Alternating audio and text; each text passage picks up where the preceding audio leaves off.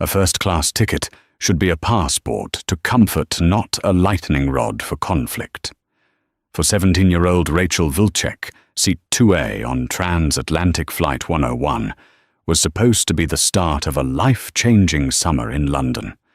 Instead, it became the epicenter of a storm of prejudice that would ground an entire airplane and everyone on it.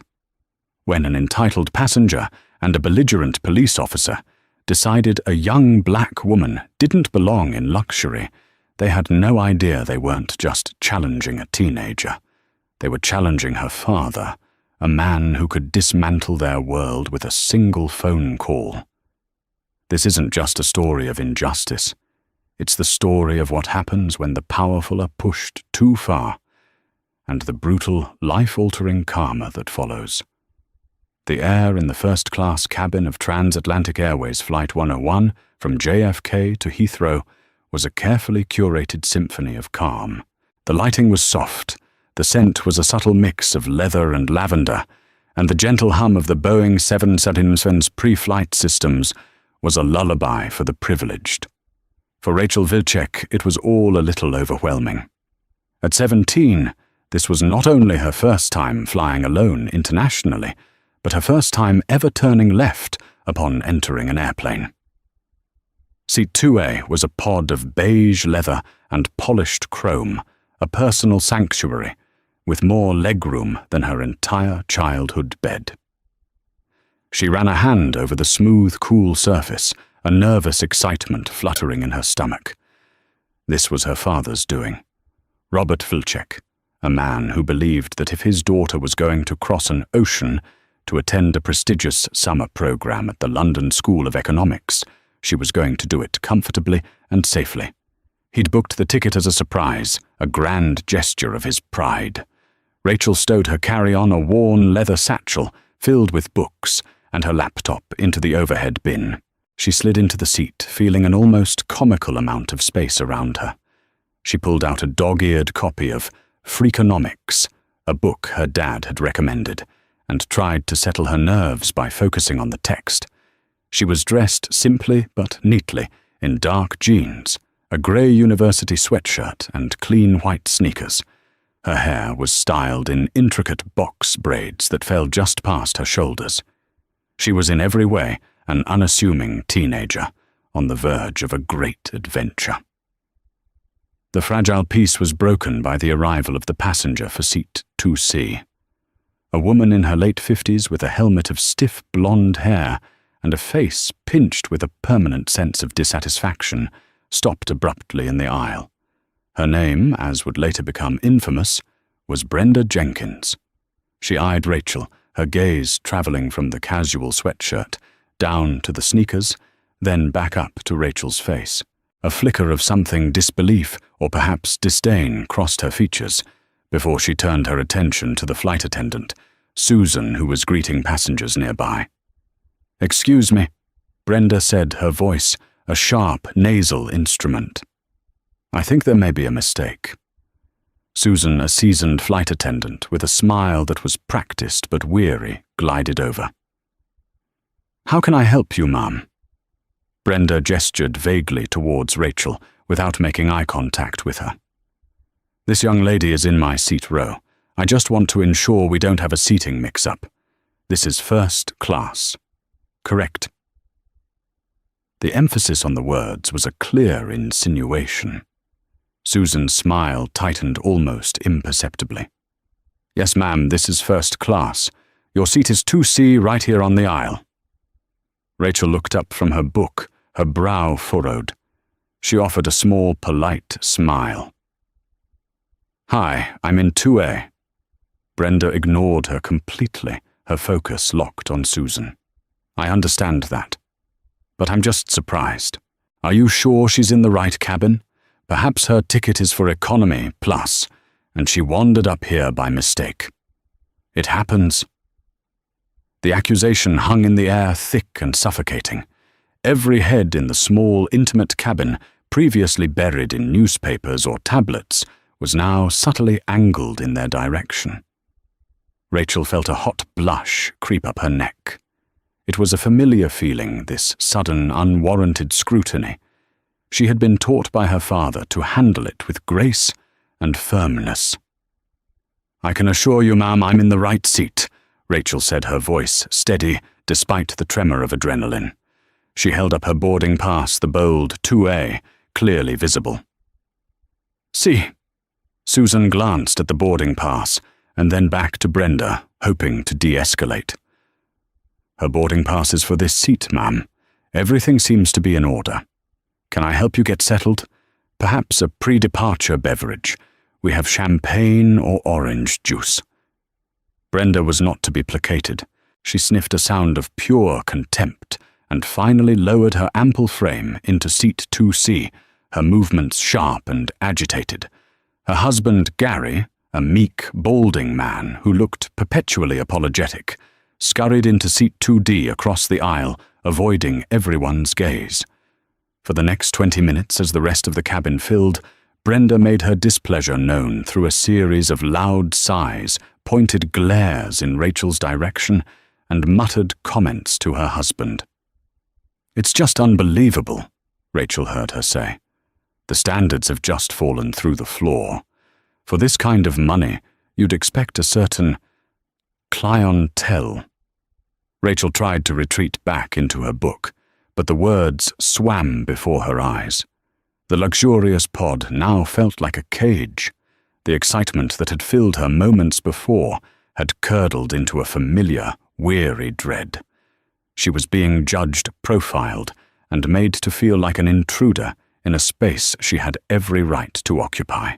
The flight hadn't even left the ground, and already her grand adventure felt tarnished. She sent a quick text to her dad, boarded. "The seat is amazing. A little drama with the lady next to me, but it's fine. Love you." She put her phone on airplane mode, unaware that the little drama was merely the opening act of a catastrophe. The cabin doors were sealed. The safety demonstration video began to play on the high-definition screens, and a tense quiet settled over row 2. Rachel focused on the screen, her back ramrod straight, intensely aware of Brenda Jenkins stewing beside her. Susan, the flight attendant, began her final checks, her movements efficient and practiced, as she moved down the aisle. As she passed their row, Brenda's hand shot out and grabbed her arm. "Miss!" Brenda hissed, her voice low, but carrying an urgent, dramatic weight. "I need to speak with you. Now." Susan paused, startled by the physical contact. "Ma'am, we're about to taxi. Is everything all right?" "No, it is not all right," Brenda whispered, conspiratorially leaning in. "I don't feel safe." This was a trigger phrase in the post-9/11 world of aviation. It was a loaded, serious accusation that could not be ignored. Susan's professional demeanor snapped fully into place, her earlier weariness replaced by focused alarm. "What do you mean you don't feel safe, ma'am?" Brenda darted a look at Rachel, who was now openly staring, her book forgotten in her lap. "Her," Brenda said with a slight, contemptuous nod of her head. "She's been acting strangely, very agitated, and she was texting furiously right before they told us to turn off our phones. I don't know who she was contacting. It just feels wrong. She doesn't belong here, and I think she knows it." It was a masterful, malicious piece of fiction.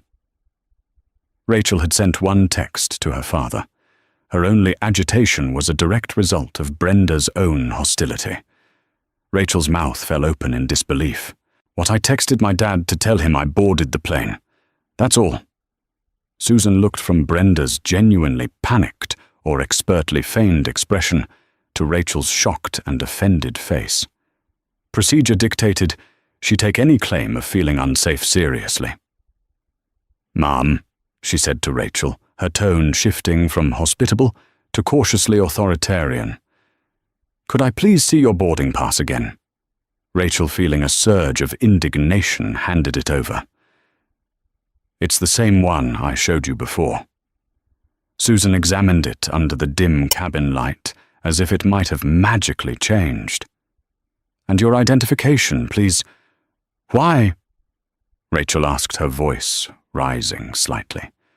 "You didn't ask her for her identification." "It's just procedure, miss," Susan said, her voice firm. "Please." Reluctantly, Rachel pulled her driver's license from her wallet and handed it over. Susan compared the name Rachel Vilcek to the boarding pass. They matched perfectly. She handed them back, her expression unreadable. "Everything is in order," Susan said, turning back to Brenda. But Brenda was relentless. The seed of doubt she had planted was not enough. She wanted the entire tree. "I don't care if the names match," she insisted, her voice growing louder and attracting more attention. "Anyone can get a fake ID. I have a right to feel secure on a flight I paid a fortune for. I want her removed. I want a different seat. Or better yet, I want her moved back to where she belongs." The thinly veiled racism was now a naked, ugly thing in the middle of the first-class cabin. Gary Jenkins sank lower in his seat, his face pale. A man in row 3 muttered, "Oh, for God's sake," while another passenger pulled out his phone and discreetly began recording. Susan was out of her depth. This was no longer a simple seating dispute. This was an accusation, a security concern, and a rapidly escalating public scene. "Ma'am, I can't just remove a passenger with a valid ticket," she said, her voice strained. "Perhaps I can speak to the purser." "Get the purser, get the captain, get whoever you need. To get," Brenda snapped. "But I am not flying for 8 hours next to someone who makes me feel threatened." The purser, a stern man named David, was summoned from the galley. Susan quickly explained the situation in hushed tones. David approached the row, his face a mask of professional neutrality. He listened patiently to Brenda's escalating and increasingly hysterical claims. He then turned to Rachel. "Miss Vilcek," he said, his tone more authoritative than Susan's. "I understand there's been some friction. Mrs. Jenkins has expressed a concern for her safety." "Her concern is based on absolutely nothing." Rachel countered, her voice shaking with a mixture of fear and anger. "She took one look at me and decided I was a threat. Ask anyone. I've been sitting here quietly reading my book." "Be that as it may," David said, "airline policy requires us to investigate all security concerns. To resolve this, we're going to have to ask the Port Authority police to come aboard and speak with everyone involved." Rachel's heart hammered against her ribs. The police. Because a woman didn't like the look of her, the situation was spiraling into a nightmare. The pilot's voice came over the intercom, a calm, disembodied presence. "Folks, we apologize for the delay. We're dealing with a minor cabin issue at the gate and should be on our way shortly." Minor cabin issue. Rachel felt like the issue. The entire plane, hundreds of people, were now being delayed because of this woman's prejudice. David spoke into his wrist-worn communicator, and a few minutes later, the cabin door was reopened. 2 figures stood silhouetted against the bright lights of the jet bridge. One was a gate agent looking stressed. The other was a uniformed police officer, his hand resting casually on his hip. His name was Officer Frank Miller, a man whose entire worldview was built on a foundation of snap judgments and unquestioning authority. And as he stepped onto the plane, his eyes scanned the cabin and landed with laser-like focus on Rachel. In that instant, he saw not a promising student or a paying customer, but a problem to be solved. And Frank Miller solved problems with force and intimidation. The unraveling was about to become a full-blown implosion. Officer Frank Miller moved with the heavy, deliberate gait of a man who believed his uniform granted him omniscience. He was in his late 40s with a thick neck that strained against the collar of his uniform, and a face that seemed permanently set in a scowl. He bypassed the purser and Brenda entirely walking straight up to Rachel's seat. He leaned over, invading her personal space, one hand on the seat in front of her, the other on the back of Brenda's. He was a wall of blue wool and authority effectively trapping her. "All right, what's the problem here?" he asked, his voice a low growl. He was addressing the space between Rachel and Brenda, but his eyes were fixed on Rachel. Before Rachel could speak, Brenda launched into her performance. "Oh, thank you, officer. This young woman has been acting very suspiciously. She refuses to show proper identification, and she became very aggressive when the flight attendant questioned her. I am traveling with my husband, and we are deeply concerned for our safety. We don't know what she's capable of." Every word was a lie, a grotesque distortion of reality. "That's not true," Rachel interjected, her voice sharp. "I showed them my boarding pass and my driver's license. Everything is in order. She's been harassing me since she got on the plane." Officer Miller held up a hand to silence her, a gesture of absolute dismissal. He didn't even look at her. He turned his head slightly toward Brenda, as though she was uncooperative. "Extremely," Brenda confirmed, nodding vigorously. "I was not," Rachel protested, her frustration mounting. "I cooperated completely. Ask the flight attendant." Miller finally turned his full attention to Rachel. His eyes were cold, flat, and utterly devoid of curiosity. He had already reached his verdict. "Ma'am, I need you to calm down. Making a scene isn't helping your case." "I'm not making a scene, she is," Rachel said, pointing an accusatory finger at Brenda. "This is insane. I just want to be left alone." "The way this works," Miller said, his voice taking on a patronizing, instructive tone, "is that the flight crew is in charge of this aircraft. If they have a problem, they call me. Now I'm here, which means you are the problem. So I'm going to need you to gather your things and come with me off the plane." The bluntness of the command sucked the air out of Rachel's lungs. It was happening. Despite her valid ticket, her compliance, her innocence, she was being removed. Humiliation washed over her, hot and prickly. The faces of the other first-class passengers swam in her vision, a mixture of pity, discomfort, and a few glimmers of outright satisfaction. The phone that had been discreetly recording was now held much more openly. "No," Rachel said the word, barely a whisper. "What did you say?" Miller asked, leaning closer. "No," she repeated, her voice gaining strength from a deep well of injustice. "I haven't done anything wrong. This is my seat. I paid for it. I'm not leaving." "You don't get to make that decision," Miller said, his voice dropping ominously. "I can and will remove you by force if necessary. Do you want to make this easy, or do you want to make it hard? Your call." Tears of rage and helplessness pricked at the corners of her eyes, but she refused to let them fall. She would not give them the satisfaction of seeing her cry. Her mind raced. What would her father do? He wouldn't yell. He wouldn't cry. He would use the most powerful tool he had. He would think. Then it came to her. Her father's final words to her at the departure's curb. "If you have any trouble, any at all, you call me. I don't care what time it is. You call me." Her hand trembled as she reached for her phone. "Don't even think about it," Miller warned. "You're done making calls." "I have a right to make a phone call," she said, her voice shaking but defiant. She swiped the screen to unlock it, her thumb hovering over her dad's contact photo. "You have the right to remain silent and obey a lawful order from a police officer," Miller countered, reaching for her arm. "You're interfering with a flight crew, and that's a federal offense. Now get up, or I'm putting you in cuffs." His fingers were about to close around her wrist when a deep voice boomed from the row behind them. "Hey, leave the kid alone. It was the man from 3C, a large, broad-shouldered man in a business suit who looked like a retired football player.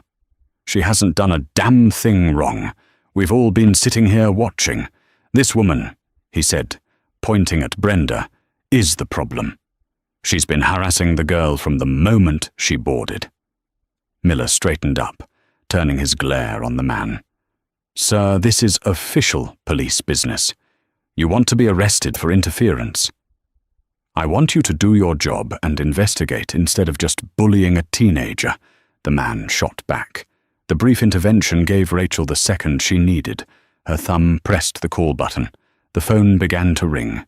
1 ring, 2 rings. Miller was momentarily distracted by the other passenger, his attention split. He turned back to Rachel, his face contorted in fury, and made a grab for the phone. But it was too late.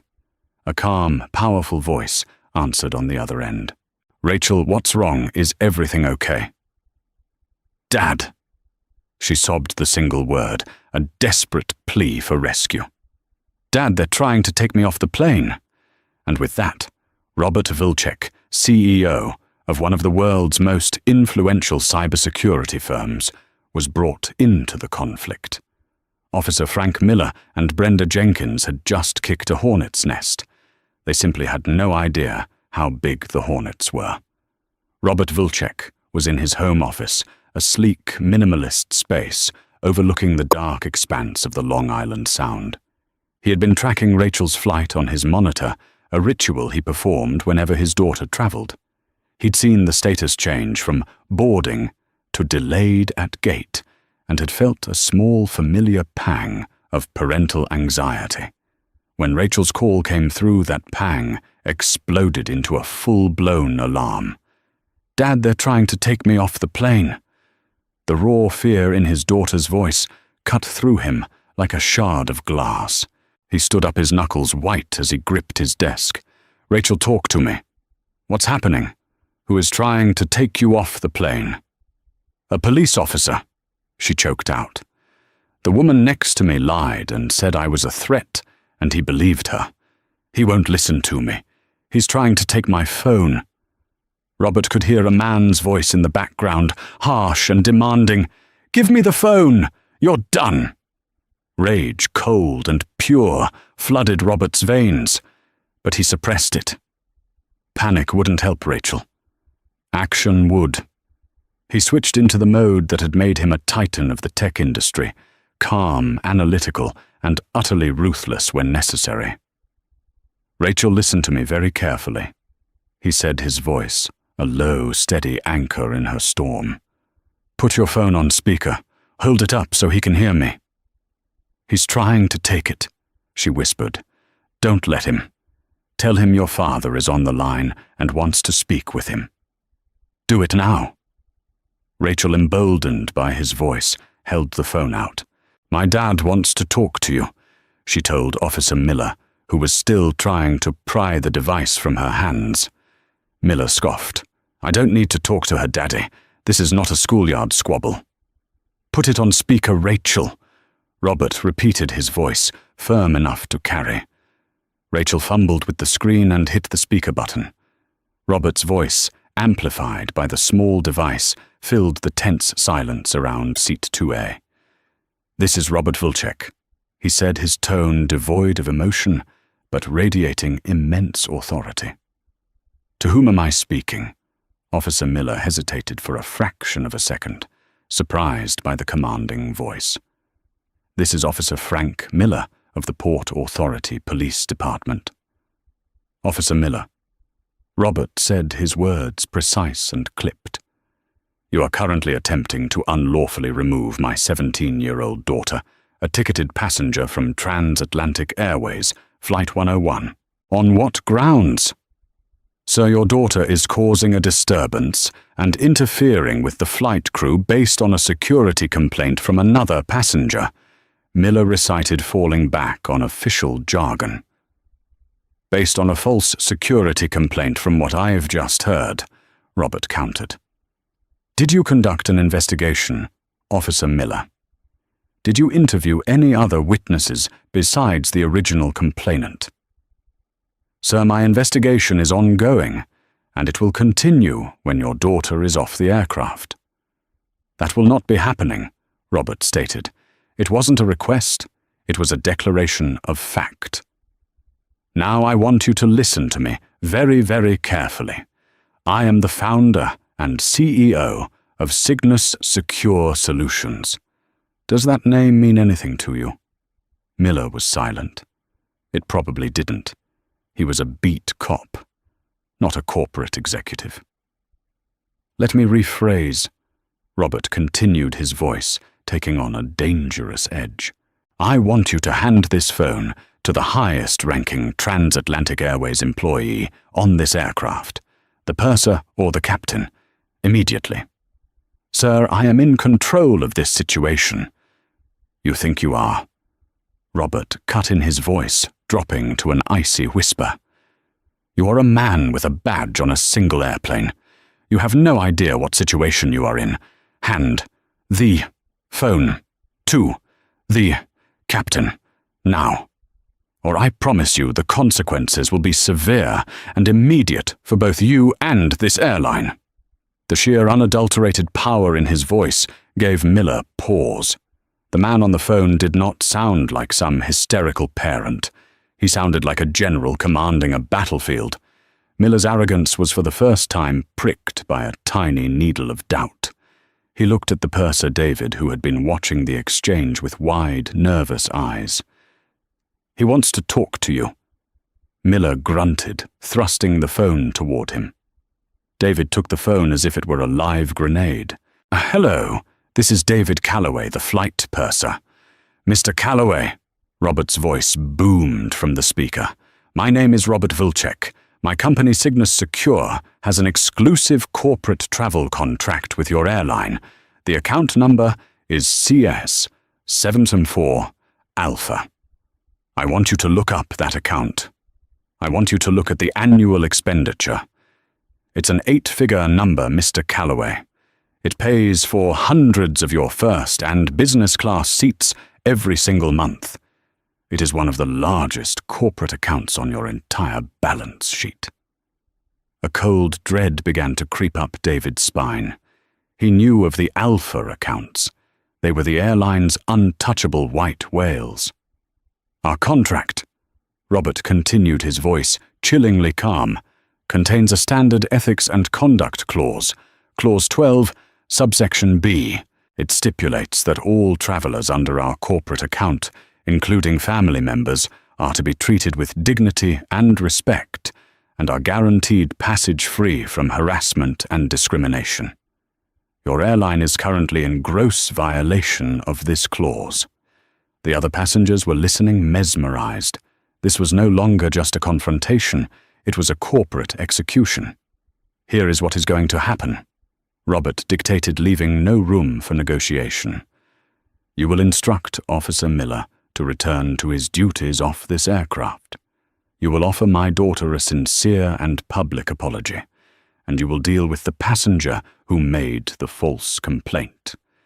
If my daughter is not in her seat with the plane door closed and ready for takeoff in the next 10 minutes, you can consider the Cygnus Secure contract, all 7 years, and all $100 million of it terminated. Effective immediately. I will call your CEO, James Price. We play golf together, and inform him personally. Do you understand me, Mr. Calloway? David was sweating profusely. He was holding a phone call that could single-handedly crater his airline's quarterly earnings. Yes, sir, he squeaked. Yes, I understand completely. He handed the phone back to Rachel and turned to Officer Miller. His entire demeanor transformed from deference to panicked command. Officer, thank you for your assistance, but we will be handling this situation internally. We no longer require your presence. Miller looked stunned, his authority vaporized in an instant. This is a police matter. No, David said, his voice shaking but firm. It is now a corporate matter, a very, very serious corporate matter. You need to leave. Now. But it was already too late. 10 minutes had passed. On the other end of the line, Robert Vilcek looked at his watch. He hung up with Rachel, took a deep breath, and dialed the personal cell number of James Price, CEO of Transatlantic Airways. The flight wasn't just delayed anymore. He was about to have it cancelled. The atmosphere on Flight 101 had shifted from tense drama to stunned, silent disbelief. Purser David Calloway was pale and trembling. Officer Miller was frozen in a state of impotent fury, and Brenda Jenkins looked utterly bewildered, unable to comprehend how her victim had so completely turned the tables. All eyes were on Rachel, who was still holding her phone, the instrument of her father's awesome power. A call came through on David's communicator. It was the captain. The purser's end of the conversation was a series of monosyllabic, terrified responses. "Yes, Captain. I understand. Yes, I know who he is. Yes, the call has already been made. I understand. I'll inform them." David ended the call, his face ashen. He looked at the passengers of the first-class cabin, then at Miller, and finally his gaze settled on Brenda Jenkins with an expression of pure loathing. "Ladies and gentlemen," he began, his voice cracking under the strain. "I have just spoken with the captain, who was just spoken to by our corporate headquarters. Due to an unforeseen and catastrophic operational issue, Transatlantic Airways Flight 101 to London Heathrow has been cancelled." A collective gasp went through the cabin. Not delayed. Cancelled. An entire Boeing 777 with nearly 300 passengers grounded because of the events that had transpired in row 2. Murmurs erupted into a cacophony of frustrated voices from business and economy class as the news spread. "Cancelled!" Brenda shrieked, finally finding her voice. "What do you mean, cancelled? This is ridiculous. I have a cruise to get to."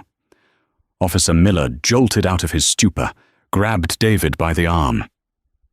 "You can't cancel a flight over this. You're capitulating to a threat." David wrenched his arm away, his fear now replaced by a surge of anger at the people who had destroyed his flight and likely his career. "It wasn't a threat, officer. It was a promise. The call was made. The Cygnus account has been pulled. It's a 9-figure loss. Our CEO is calling it the single most expensive customer service failure in the history of this airline. And it happened on my flight, thanks to you." He jabbed a finger toward Brenda, then Miller. The captain's voice, now strained and furious, came over the main intercom, confirming the news for the entire plane. "Ladies and gentlemen, on behalf of Transatlantic Airways, I must offer my deepest apologies. This flight is cancelled. We will need everyone to deplane in an orderly fashion. Our gate agents will have information on rebooking and accommodations. I am profoundly sorry for this unprecedented disruption." The full weight of what had happened began to settle on the passengers. Their vacations, business meetings, and family reunions were all upended. A wave of anger began to build, and it was directed squarely at the epicenter of the disaster, Brenda Jenkins and Officer Miller. "Are you happy now?" the man in 3C yelled at Brenda. "You and your pathetic bigotry just ruined the travel plans of 300 people." "This is your fault," another passenger shouted at Miller. "You were supposed to keep the peace, not escalate things into an international incident." Cell phones, which had been recording discreetly, were now held aloft openly, their red recording lights like a series of accusatory eyes. The scene was descending into chaos. Miller, his face beet red with humiliation, knew he had lost all control. He turned and stomped off the plane without another word, pushing past the stunned gate agents. Brenda Jenkins, however, was surrounded. She was being verbally assailed from all sides. "My daughter's wedding is tomorrow," a woman wailed. "We'll never make it," a man in a suit growled, jabbing a finger in her direction. Gary, her husband, looked like he wanted the floor to swallow him whole. Brenda, for the first time, seemed to realize the magnitude of the consequences of her actions. Her sense of entitlement was no match for the collective rage of an entire cancelled flight. Amidst the chaos, Rachel Vilcek sat in her seat, shell-shocked. David the purser approached her, his entire body language one of profound apology. "Miss Vilcek," he said, his voice humbled. "On behalf of every single employee of this airline, I am so sorry for what you just endured. Your father, he has arranged a private car for you on the tarmac. It will take you to Teterboro Airport. A private jet is being fueled to take you to London. It will be waiting for you." Rachel could only nod, overwhelmed. A private jet. Her father hadn't just gotten her out of trouble. He had changed the rules of the entire game. As she gathered her satchel, the other first-class passengers parted for her. Some offered quiet apologies. The man in 3C gave her a supportive nod. "Good for you, kid. Don't let anyone ever treat you like that." Escorted by a frantic-looking airline executive who had sprinted to the gate, Rachel was led down the jet bridge and then down a set of stairs to the tarmac, away from the angry mob deplaning behind her. As a sleek black Escalade pulled up, she looked back at the massive, inert Boeing 777. An entire plane grounded, a corporation humbled, 2 lives irrevocably altered for the worse, all because a woman in seat 2C couldn't stand the sight of a black teenager in first class. The fallout was just beginning, but the karma was already in motion, swift and devastating. By the time Rachel's private jet was ascending over the Atlantic, the story had already gone supernova. The videos shot from multiple angles inside the first-class cabin hit the internet like a cluster bomb. They were raw, shaky, and utterly damning. Twitter, TikTok, and news aggregators feasted on the footage. Hashtags like "Redsastion flying while black," "Justice for Rachel," and the brutally direct "Real Brenda the bigot" trended globally. The first video to gain major traction was from the passenger in 3C, who had captured the entire exchange with Officer Miller. It showed Miller's condescension, his dismissal of Rachel, and his aggressive threat of arrest. The audio was crystal clear. The second viral clip showed Brenda Jenkins' initial venomous complaint to the flight attendant, her words dripping with prejudice. The third, and perhaps most spectacular, was the chaotic aftermath, the captain's announcement of the cancellation, and the subsequent eruption of passenger fury directed at Brenda and Miller. The internet, in its faceless collective power, became judge, jury, and executioner. The fate of Brenda Jenkins. Brenda Jenkins was identified within hours. A facial recognition search by an amateur online sleuth matched her image to her LinkedIn profile.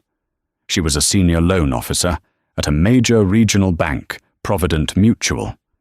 Her profile, which boasted of her commitment to community values and equal opportunity, was screenshotted and shared thousands of times, alongside clips of her racist tirade. By morning, Provident Mutual was drowning in a digital tsunami. Their social media pages were flooded with thousands of one-star reviews and furious comments demanding Brenda's termination. Their phone lines were jammed. News vans were parked outside their corporate headquarters. The bank's response was swift and surgical. At 9:00 a.m., a terse statement was posted on their website and all social channels. Provident Mutual is aware of the disturbing incident involving one of our employees on a transatlantic flight. The views and behavior displayed are in direct opposition to our core values of inclusivity and respect. Brenda Jenkins' employment has been terminated effective immediately. We are a company that serves all members of our community, and we have zero tolerance for racism or discrimination in any form. Brenda lost her 6-figure salary, her benefits, and her professional reputation in the span of 12 hours. Her husband, Gary, a partner at a mid-level accounting firm, faced his own reckoning. Though he had been silent, his passive complicity was noted online. His firm's partners held an emergency meeting, and while he wasn't fired, he was asked to take an indefinite leave of absence to let the scandal die down, effectively sidelining his career. Their country club membership was reviewed and then quietly revoked. Friends stopped answering their calls. They were social pariahs, their comfortable, insulated world shattered by a single act of public bigotry. The reckoning at Transatlantic Airways. The airline was in full-blown crisis mode. Their stock price plummeted 12% in pre-market trading, wiping out nearly $1 billion in shareholder value. CEO James Price, after his excruciating phone call with Robert Vilcek, had initiated a corporate purge. Purser David Calloway and flight attendant Susan were both suspended without pay, pending a full investigation. While David had ultimately tried to comply with Robert's demands, his initial failure to de-escalate the situation and protect a minor passenger from harassment was deemed a critical failure. Susan's weakness in immediately capitulating to Brenda's baseless complaint was seen as the first link in the chain of disaster. Leaked internal memos would later show that both were eventually fired for failure to adhere to core principles of passenger safety and non-discrimination. The airline issued a sweeping public apology, not a vague corporate statement, but a detailed 3-page letter from the CEO himself. It was addressed directly to Rachel and Robert Vilcek. It acknowledged the abhorrent racial profiling that had occurred and detailed the immediate steps being taken. The termination of the crew involved a complete overhaul of their discrimination and de-escalation training protocols, and a significant donation to a civil rights charity of the Vilcek family's choosing. It was a masterclass in corporate groveling, born of sheer financial terror. The internal affairs nightmare for Officer Miller. Officer Frank Miller returned to the Port Authority police station at JFK to find his commanding officer, Captain O'Malley, waiting for him. O'Malley's face was grim. The viral videos were already playing on a loop on the news channel in his office. "Miller, my office." "Now," was all he said. Miller's report, which painted Rachel as an agitated and non-compliant agitator, was now laughably contradicted by high-definition video evidence seen by millions of people. His body camera footage, which the Port Authority was legally obligated to release upon official request, told the exact same story as the passengers' phones. "What were you thinking, Frank?" O'Malley demanded, throwing a tablet with the video on the desk. "You profiled a teenage girl. You ignored witnesses. You escalated a customer service issue into a federal incident, and you got played by a CEO while the whole world watched." Miller tried to defend himself, falling back on his usual bluster. "I was following procedure. The flight crew called for assistance with an unruly passenger. The video shows one unruly passenger, and it wasn't the girl in 2A, O'Malley roared. "You're a disgrace, Frank. You've brought shame on this entire department." Officer Miller was immediately placed on administrative leave. The Port Authority announced a full-scale internal affairs investigation into his conduct on Flight 101. But it wouldn't stop there. Robert Vilcek's legal team, a phalanx of the most expensive and aggressive lawyers in New York City, had already been activated. They weren't just looking for an apology. They were looking for systemic change, and they were prepared to use the full force of the law to get it. Frank Miller's long, problematic career, filled with minor complaints that had been swept under the rug, was about to be dissected under a brutally bright and unforgiving public spotlight. The digital guillotine had fallen. Now the institutional one was being sharpened.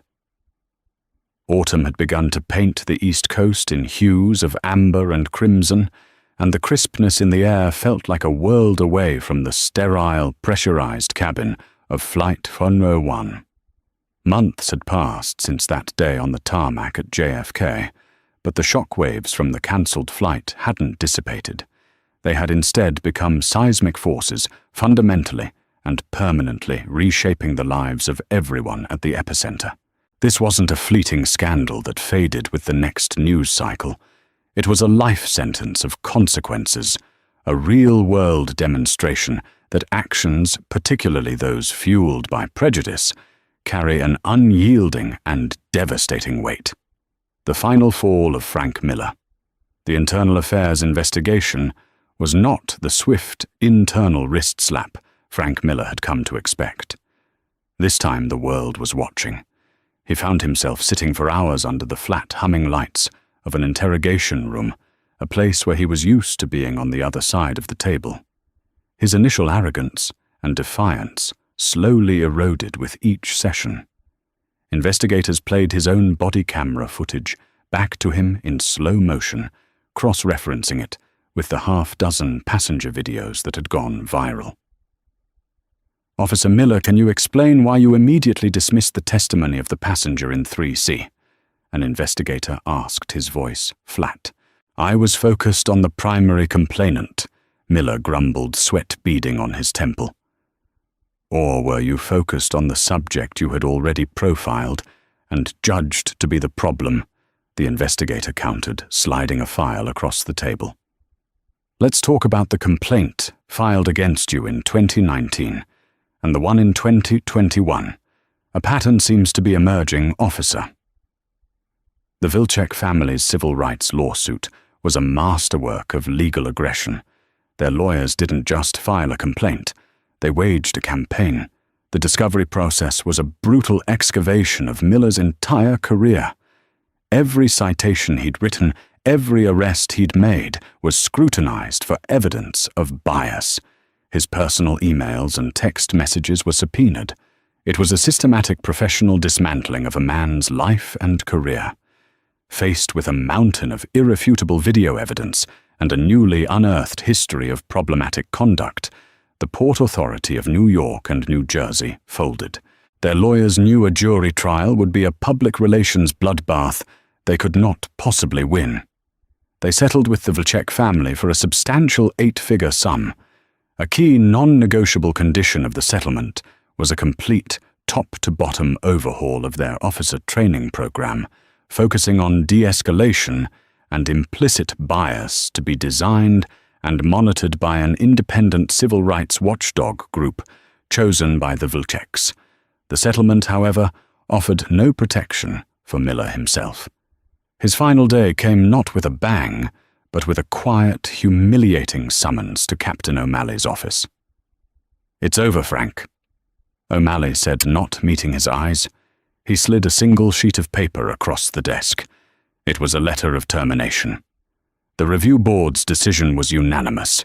Conduct unbecoming falsification of an official report, gross negligence.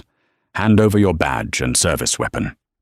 The weight of the shield in his hand felt alien. It had been the source of his identity, his power for over 2 decades.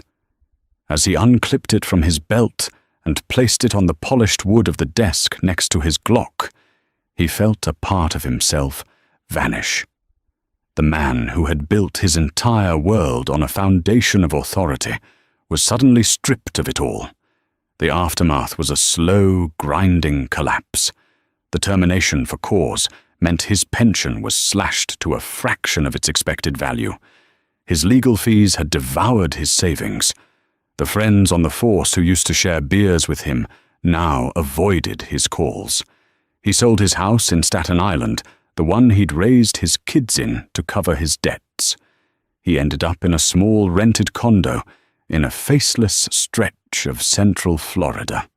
A bitter, disgraced man, haunted by the memory of a teenage girl he had tried to bully. He was forever defined by that single viral moment of his own making.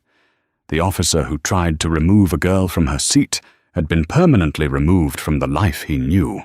The exile of the Jenkinses, for Brenda and Gary Jenkins. The public infamy was a persistent, low-grade fever that never broke. They sold their sprawling home in Connecticut at a significant loss, desperate to escape the whispers at the grocery store, the glares at the gas station and the local news van that would occasionally park down the street on a slow day. They fled to a small anonymous town in the Midwest, hoping to be swallowed up by obscurity. But the internet is a ghost that follows you everywhere. One afternoon, Brenda was in the checkout line of a supermarket when the teenage cashier's eyes widened in recognition.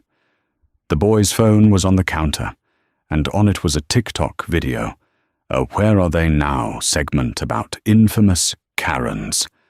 And there was Brenda's face. The cashier said nothing, but the customer behind Brenda saw it too. A quiet murmur spread through the line. Brenda abandoned her cart, her face burning with shame, and fled the store. Their new, smaller home became a prison. The tension between them was a thick, poisonous fog. "You had to open your mouth," Gary would snarl during their frequent, bitter arguments. "You just couldn't stand to see that girl sitting there. You ruined us, Brenda. My career. Our friends, everything. I was concerned. You were there, you didn't say anything."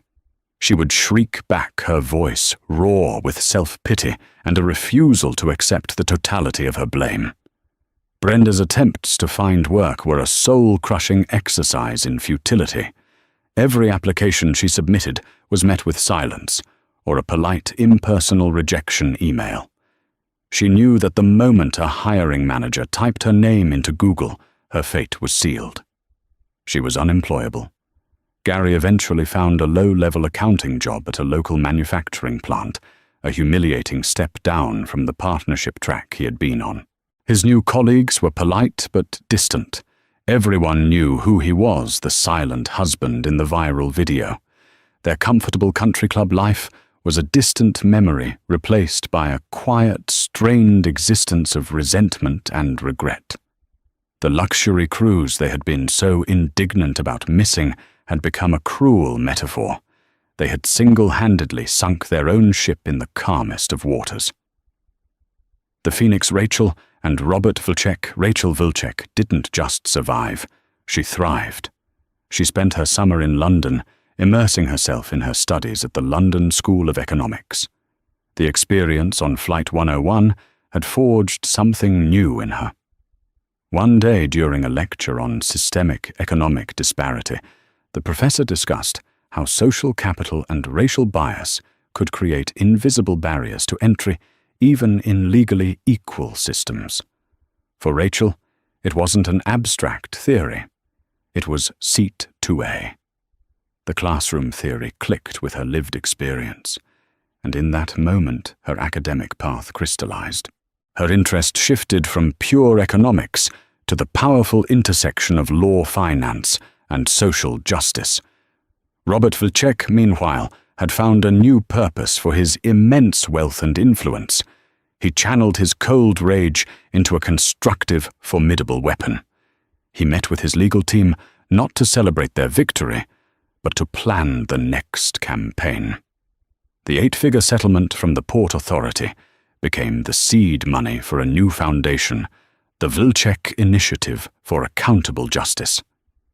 Its mission was clear and aggressive: to fund civil rights litigation against abusive institutional power, to force police departments nationwide to adopt meaningful bias training reform, and to lobby corporations to implement conduct and accountability clauses in their contracts, weaponizing corporate spending for social good.